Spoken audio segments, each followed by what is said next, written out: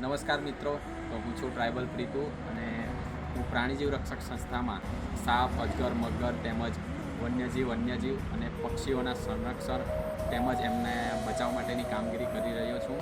તો તમે જાણો જ છો કે અત્યારે આપણે 1-2 દિવસ થયો આપણો મસ્ત મજાનો તહેવાર એવો ઉત્તરાયણ ગઈ છે અને મારા નર્મદા જિલ્લાના ગરુડેશ્વર તાલુકાના લોકોને હું દિલથી સેલ્યુટ કરું છું કે આ વખતે નાના મોટા જે પશુ પક્ષીઓ છે એમનું ખૂબ સરસ રીતે ધ્યાન રાખેલ છે.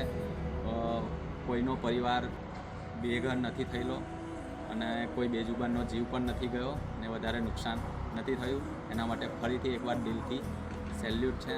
તો મિત્રો, હજુ આપણું એક કામ અધૂરું રહી ગયું છે, તો એ કામ આપણે પૂરું કરવાનું છે. એના માટે હું અને મારી ટીમ તૈયાર છે. પણ એના પહેલાં હું તમને એક કામ કહી દઉં છું કે આપણે જે ઉત્તરાયણમાં જે પતંગ ચગાવી એનાથી તમને ખબર હશે કે અમુક જગ્યા પર ઝાડ પર, લાઇટના થાંભલા પર કે વીજળીના તાર પર દોરડા લબડતા હશે અને આપણે પતંગ ચગાવતી વખતે જે કૂદ થતી હોય એ બી આપણા ધાબા પરથી નીચે ફેંકી હશે કાં તો ધાબા પર હશે, તો એ બધું પડેલું હશે.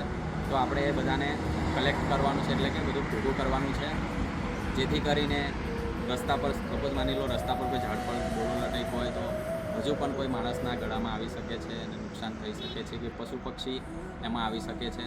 તો આપણે એ બધું એકઠું કરવાનું છે, ભેગું કરવાનું છે અને બધું દૂર કરવાનું છે અને એ જગ્યાએ ભેગું કરીને ઢગલો કરીને એને સળગાવી દેવામાં આવશે.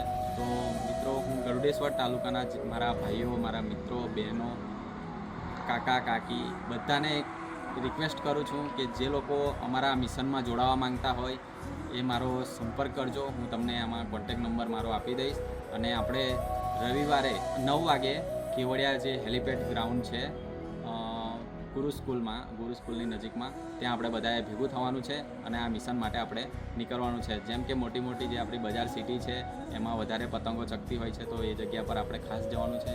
જેમ કે એક આપણું એક થઈ ગયું કેવડિયા, ગરુડેશ્વર, તિલકવાડા અને રાજપીપળા. આટલો રૂટ આપણે કવર કરવાનો છે.